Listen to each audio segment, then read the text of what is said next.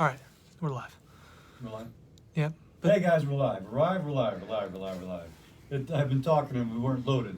Hey, thanks for being on. Bill Cassidy here. Thanks for being on Facebook Live to discuss the infrastructure package, which is an historic investment in things that are incredibly important to Louisiana. That is going to create hundreds of thousands or even millions of jobs directly and indirectly. That is going to create a bigger economy and a lower rate of inflation, according to the Wharton School of Business's analysis over 30 years, and which we think is plausibly said to be paid for. Now, there's a lot of misinformation out there. This is my chance to speak to you directly as regards these questions, and I so appreciate you being on. Now, I may get called out for votes because the Democrats have put up their $3.5 trillion budget-busting tax and spend extravaganza, and so I may have to pop back and forth to vote. We're going to get to as many questions as we can.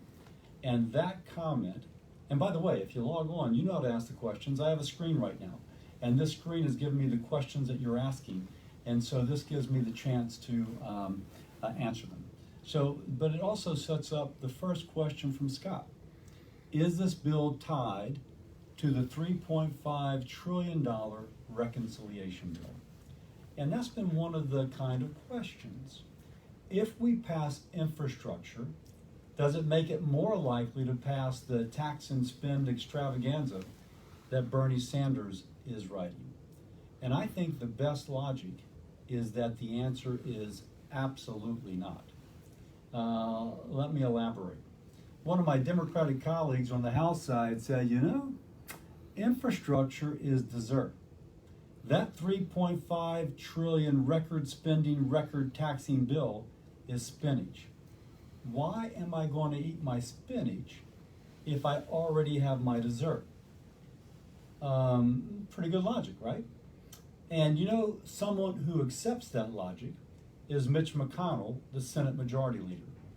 The Senate Majority Leader voted for the $1.2 trillion package. Now, you may not like Mitch, you may not trust Mitch, but there is no better analyst of how to better achieve Republican goals in Congress than Mitch McConnell. And he thinks that passing this bill makes it less likely that that the Democrats are able to pass their $3.5 trillion tax and spend extravaganza. I hate that bill, but I love our infrastructure bill. And I love it for many reasons, one of which I think it makes it less likely. By the way, if Scott were here, he might say, well, wait a second. Is it possible that Nancy Pelosi will attempt to tie them together? Yeah, it's possible, but I can tell you there's a lot of folks on the other side who don't want to. And even that question begs the next thing. If you did tie them together, it makes it more likely to pass the $3.5 trillion. Think about it. Pelosi doesn't have her votes now to pass it. That's why she wants to. So on the one hand, I hear, wait a second, you pass $1.2 trillion, it makes it easier to pass $3.5 trillion tax and spend extravaganza. And on the other, I hear, wait a second, she is going to tie the two together in order to pass her 3.5. In a sense, folks can see the argument that the 1.2 trillion is what the American people want.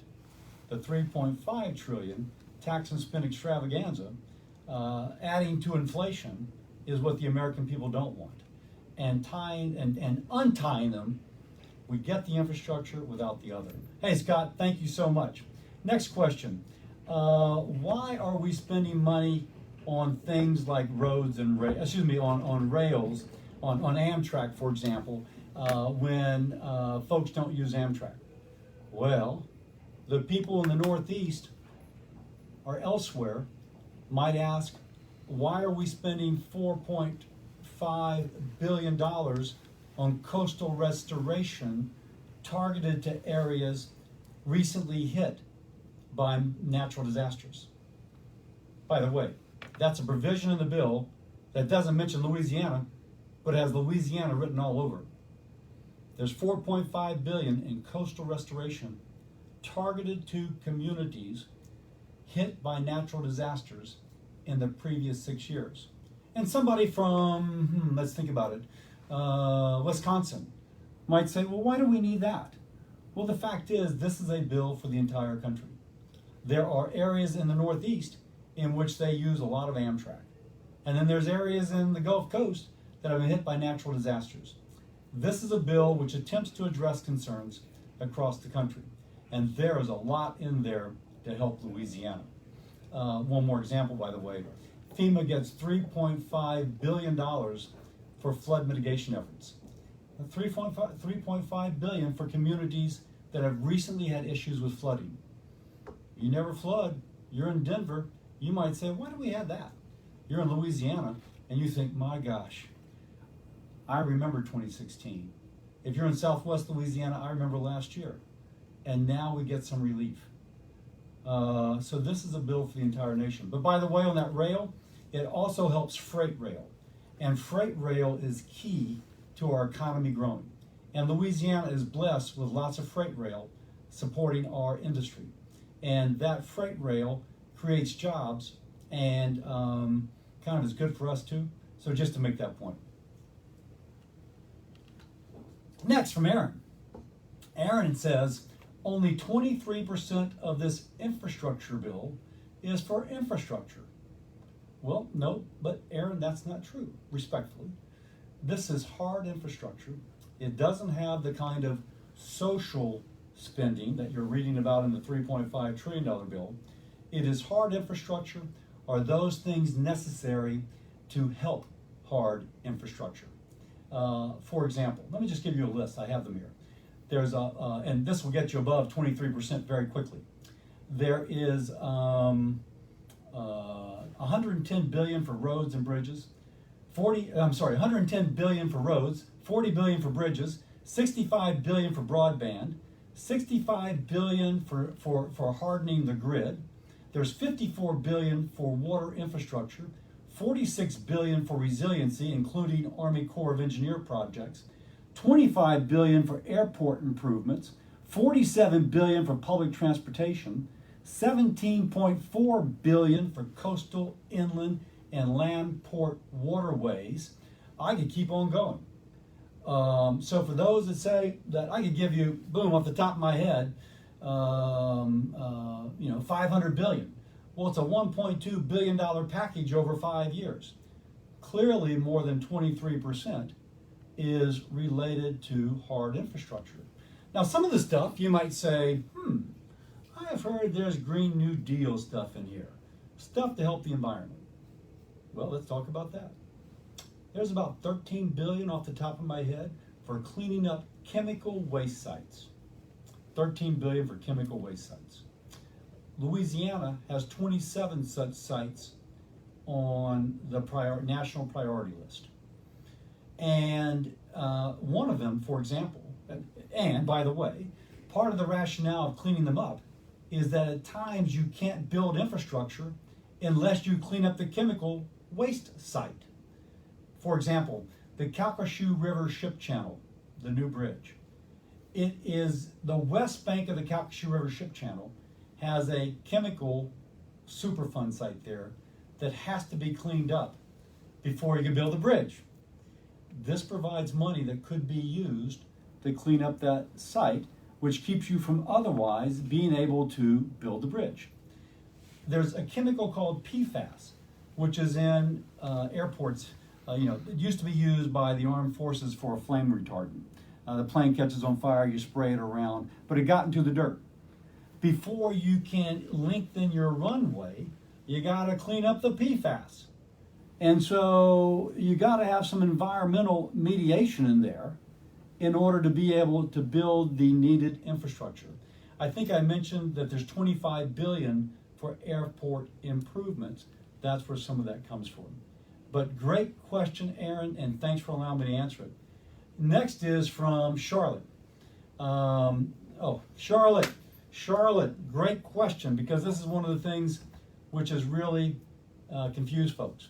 Is there a per mile driving measure in the infrastructure bill?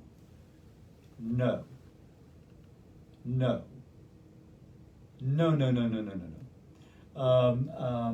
There is a section in the bill. Let me give you some background. we may be at all electric vehicles within 20 years. Currently, we finance our roads with a gas tax, but electric vehicles don't pay gas taxes. So there's a project. The bill does not impose a miles traveled vehicle. But what the bill does do, it says, let's have a pilot project. We will refund them the entirety of the gas tax they spend per year. And they can participate in this miles per, vehicular miles traveled. And we're only doing it to try and figure out how we're going to pay for highways in the future when we go to all electric vehicles. Or not. And it doesn't impose, great question, I thank you for asking it, Charlotte. Gas tax. Guy Walker asked about the gas tax. There is no change to the gas tax. Period. End of story. What about inflation? Is there a risk for inflation?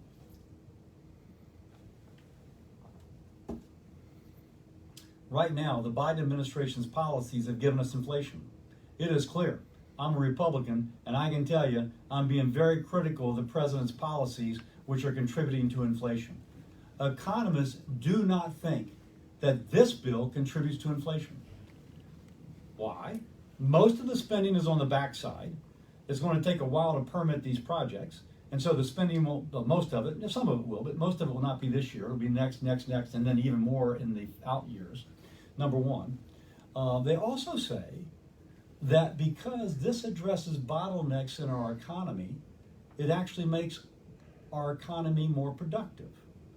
I once had a fellow tell me, he owns a business, if he had 5 workers stuck in a van in Baton Rouge bridge traffic, going from Baton Rouge over to Dow Plaquemine, that those 5 guys or gals stuck in a van is costing them $50 a worker. And if they're stuck in that van for an hour and a half on that bridge, then he just put all that money, just like putting a match to it. Poof. If he could get them across the bridge faster, it would make him more productive. It would allow him to pay his workers more and to assign them to another job right after, more productive, more pay, actually lowering inflation because he would charge Dow Plaquemine less to get the job done because he's more productive. Now, what I'm saying has been analyzed by the Wharton School of Business at the University of Pennsylvania. Wharton School of Business, very famous, very respected. And they did a 3-decade analysis of this bill. And they conclude, and they did 3 decades because it takes a while to build your infrastructure, and the infrastructure, we keep it for decades. And the Wharton School of Business said that over 30 years, this decreases the risk of inflation, and it increases the growth in the economy. Larry Summers is a very respected Democratic economist. I think he was Obama's Secretary of Treasury. He was in the Clinton administration too. He's very critical of Biden's spending spree. He thinks it's contributing to inflation, but he thinks that the infrastructure bill will not contribute to inflation. Others, such as the conservative think tank American Enterprise Institute, agrees with that as well. So on the right and the left, respected economists do not think this bill contributes to inflation. By the way, it's different than the $3.5 trillion. That's going to be, boof, match upon jet fuel. But this, not the case, just to say. Christy, what am I doing about illegals being dropped off into Louisiana? By the way, that's a major concern. As you may have seen on my social media, I've been trying to highlight that, and have had multiple conversations with the people that have control over that, and actually seeing some results from my conversation. As a physician, I raised the concern that they might be contributing to the spread of COVID. And since then, the administration has responded to those criticisms by beginning to change their policies as regards how they address the COVID issue among the immigrants. But Congress has given the president all the tools that he needs to control the border. This president won't do it. We've given him the laws. He won't execute the laws. We put money up to build a wall, and now he has stopped construction of the wall and is spending $3 million a day to protect the assets we have there to build the wall. He would rather spend money to not build the wall than to build the wall. Now, the way our Constitution is, Congress sets up the laws. It is the executive branch that executes. And President Biden will not execute. We're pushing, but we've given him the laws. And so if we want change, let's vote for a Republican Congress in 2022 and a Republican president in 2024. One more thing. If we waited forever for this president to control immigration, we would never do anything else. We just wouldn't. But you got to address other issues while you try and push them to enact the laws that we've given them. But I'm glad you asked that question because it's something that I have been asked recently. Deanna, wait, here's Penny.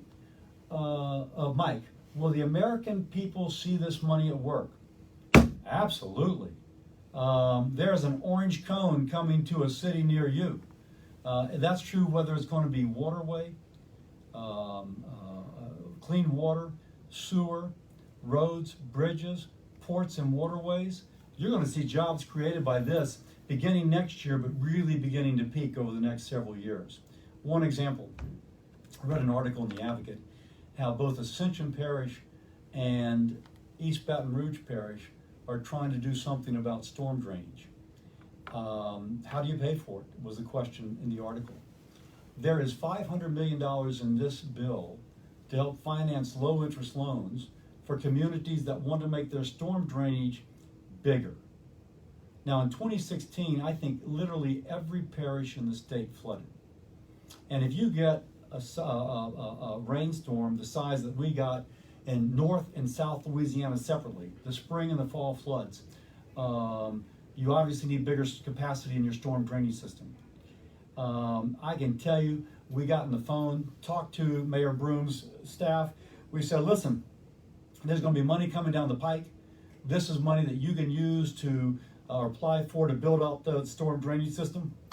Mike, I can't go down there and dig the ditch, but I can tell you we're giving the money to the state and the locals in order to begin digging those ditches to expand all these things that this bill is paying for. And along the way, you're going to create, as I said earlier, a lot of jobs, and a lot of people who have jobs are going to get paid better.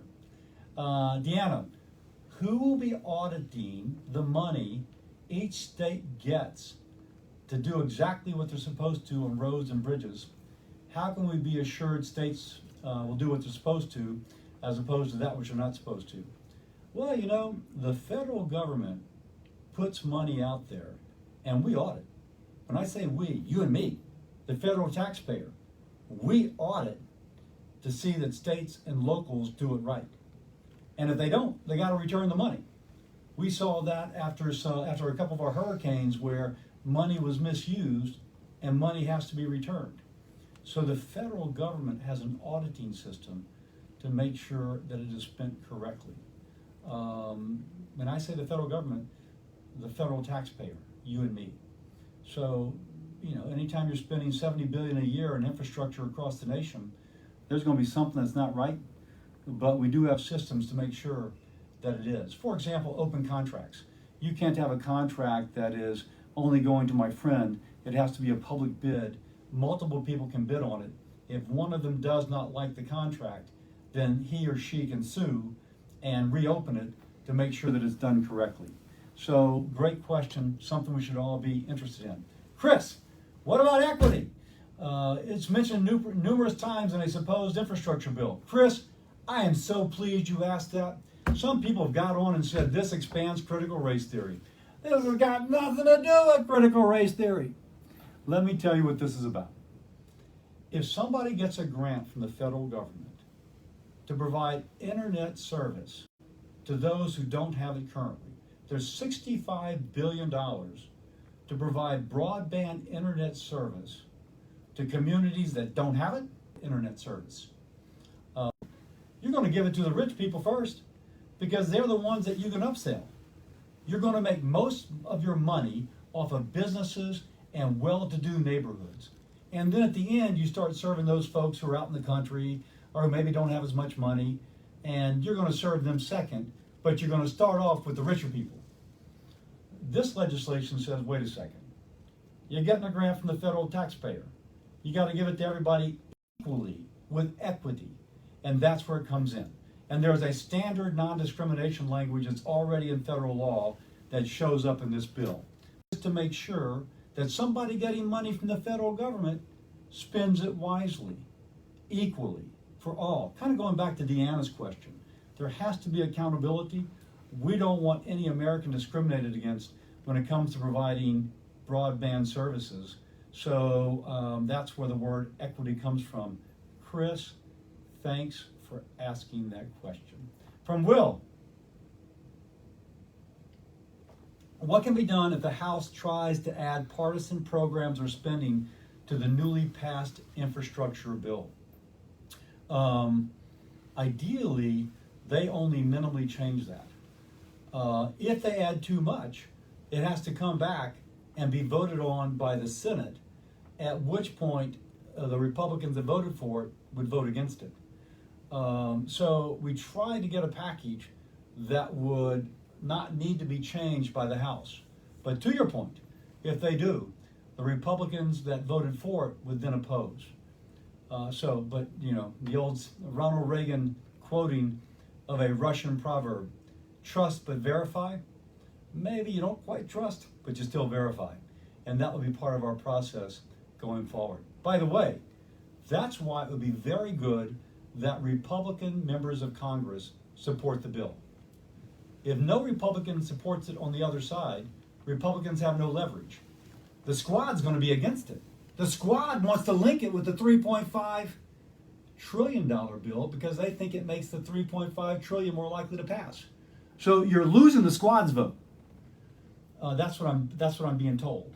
So you want to have Republicans also supporting, because that gives us leverage to make sure that kind of foolishness does not occur. Thanks. Paul, who's paying for all this?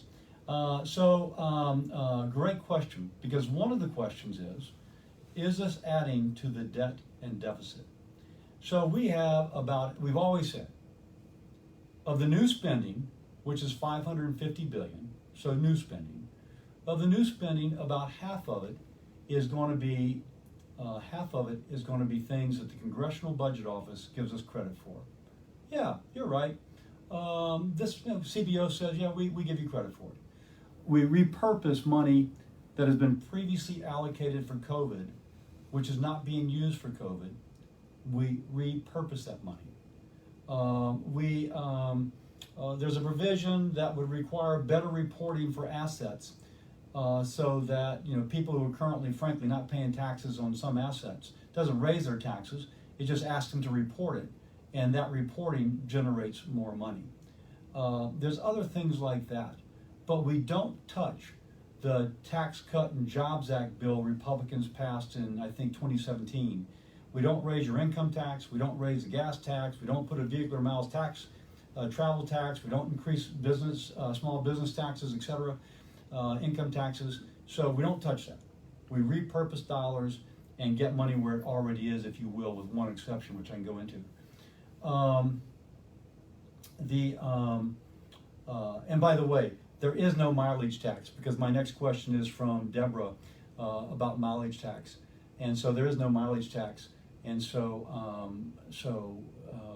just to say that, there's half of the bill that we said, listen, CBO is not going to give us credit for, but we think a reasonable person would consider this to pay for.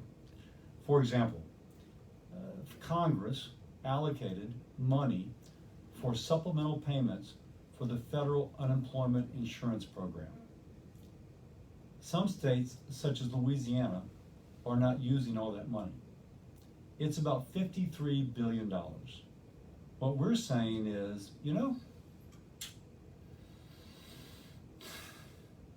Congress has allocated this money.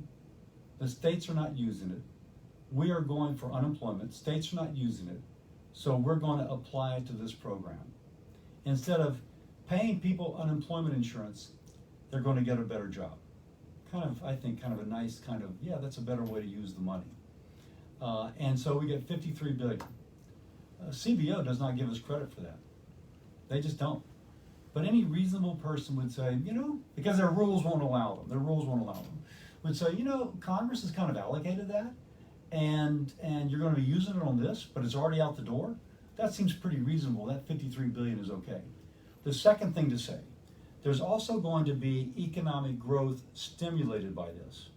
One example, there was a guy that wanted to set up a business in Wynn Parish, and he told me he couldn't set it up until they had broadband internet. He was a distribution supply company. It was perfectly located between Monroe, Ruston, Alexandria, Fort Polk, Shreveport, all that Bossier, and he wanted to set up in Wynn, but he didn't have broadband. This will introduce broadband in areas Parish will begin to see growth that it doesn't have now. Now, I think he actually worked it out, but that gives a good example of other communities. And so there's going to be economic growth created by this. I mentioned earlier the Wharton School of Business studying the effects of this bill over 30 years, and they found that over 30 years, this bill increases the size. There are things that I'm just not interested in. For example, there is $7.5 billion that the president insisted upon for electric vehicle charging stations. Now, I would have put money in there for that, but the president said he wasn't going to sign the bill unless we had it. So wait a second. I don't get money for coastal restoration, and I don't get money for dredging the Red River, and I don't get money for ports, and I don't get money for flood mitigation unless I give the president money for EV charging stations. Well, every now and then you take a little bit of something you don't want in order to get a lot more that you do. Ronald Reagan had the 80-20 rule. Ronald Reagan said, give me 80% of what I want, and I'll give you 20%. And I was willing to do that. But by the way, that EV charging station is going to be in a rural area that may, or not a rural area, but an area where you don't imagine there being a lot of electric vehicles. So think of a way station on I-49, somewhere between Alexandria and Opelousas, where I can stop and charge if I have an electric vehicle. I don't. So that I can drive all the way from Lafayette to Shreveport on the I-49. And so that's where those will be, because you see that the companies are already putting electric vehicle charging stations in the city. The Holiday Inn in downtown Alexandria, Tesla has a charging station right there as an example. So this will go in those rural areas that will allow people to, if they have an electric vehicle, to take those long trips that can, but otherwise still get service. Next question is from Stephanie. Will Lake Charles get the assistance they've requested? Of course, if you're not from Southwest Louisiana, you may not be familiar, but this is related to the community development block grant that Lake Charles desperately needs to finish their recovery, Southwest Louisiana. I spoke to the president yesterday, Stephanie. He gave me his commitment that he would continue to work to get that funding for Southwest Louisiana.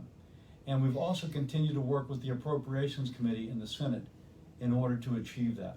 It's long overdue, but we're going to get it. It's just a question of when, and I continue to work for it. It's not in this bill because it's not infrastructure. Senator Kennedy put up an amendment, I supported it, but again, folks said it's not infrastructure, so it didn't pass. On the other hand, I'm cautiously optimistic that we'll get this. After I spoke to the president, by the way, I emailed Nick Hunter to let him know. Nick and I have been in constant communication. He's represented very well the needs of Southwest Louisiana. We continue to work on that. Next, I should also mention there's $109 million in this bill to affect those waterways. For example, Calcasieu Ship Channel affected by hurricanes Laura and Delta. So there's money in here specifically going to the Army Corps to address dredging needs of Lake Charles area for the post-Delta Hurricane Laura situation. One thing that will help Lake Charles recover is if there's more economic activity from the business and industry which is there, and there is money directly in there to help Lake Charles further recover. Mike, why did you support this knowing that there is a $3.5 trillion bill that can be passed through reconciliation.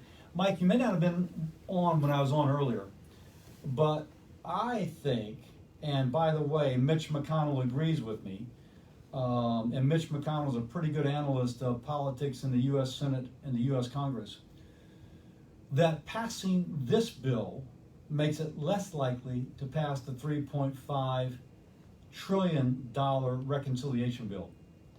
Pelosi clearly does not have the votes for the $3.5 trillion package.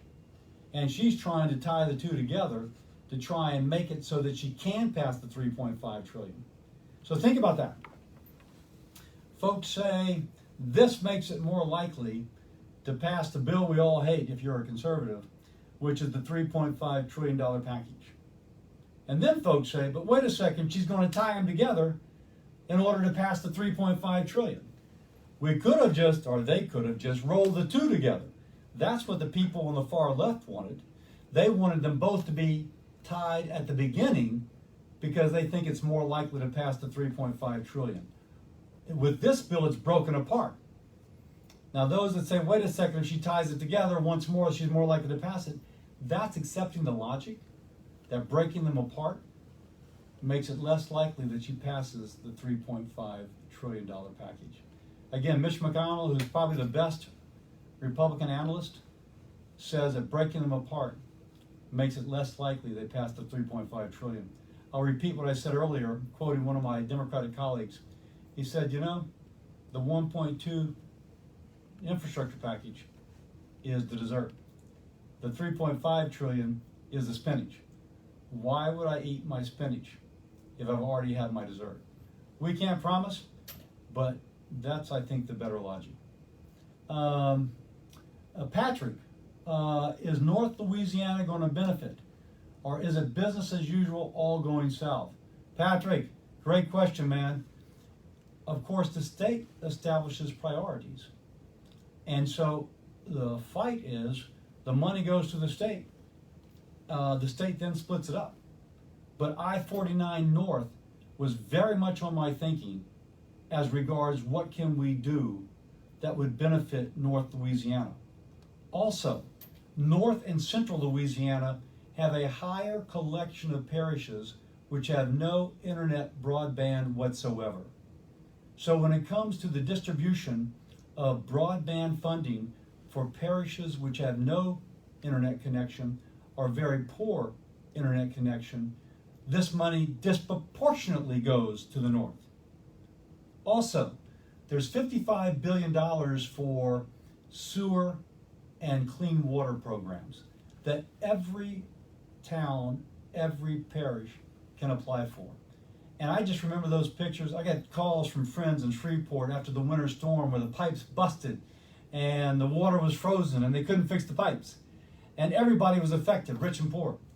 There is money that municipalities, parishes can access in order to address those sorts of issues. I mentioned already there's money for the Mississippi River and tributary systems, $800 million. That includes the Red River that constantly needs dredging, as does our other rivers.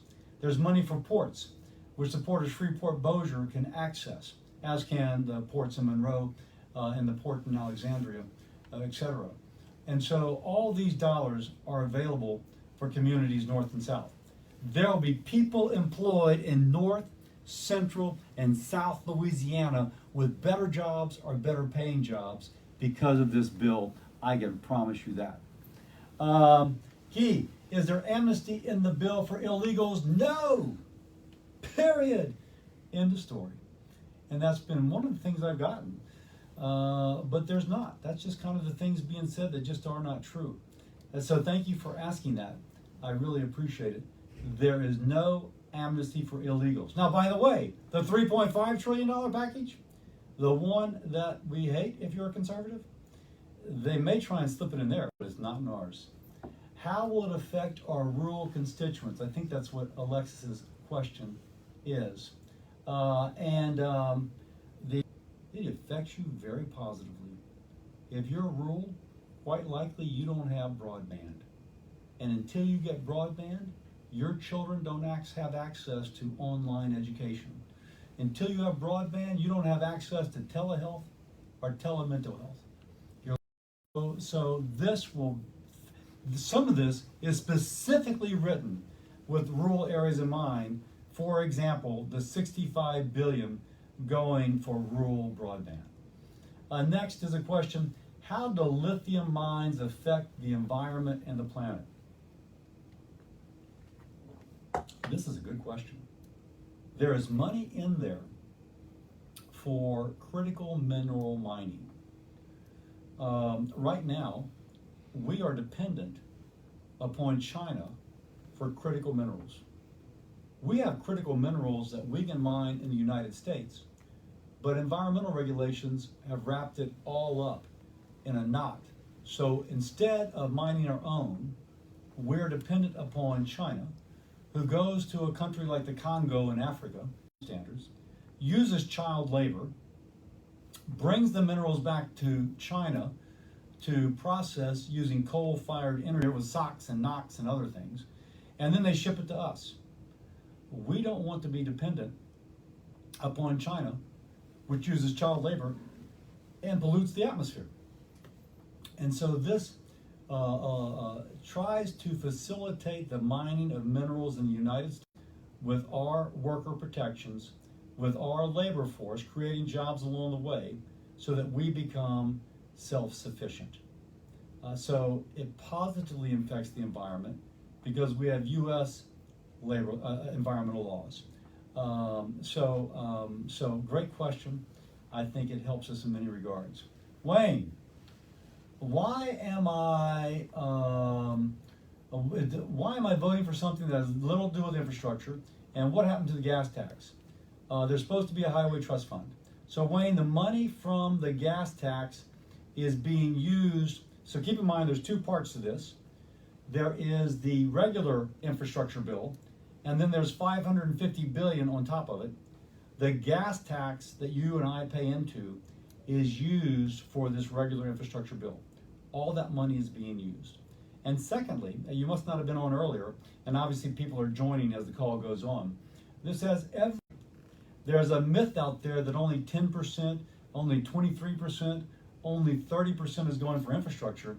I gave a list at the top, clearly over 30%, and I could keep on going. So just a quick list. And these are all jobs.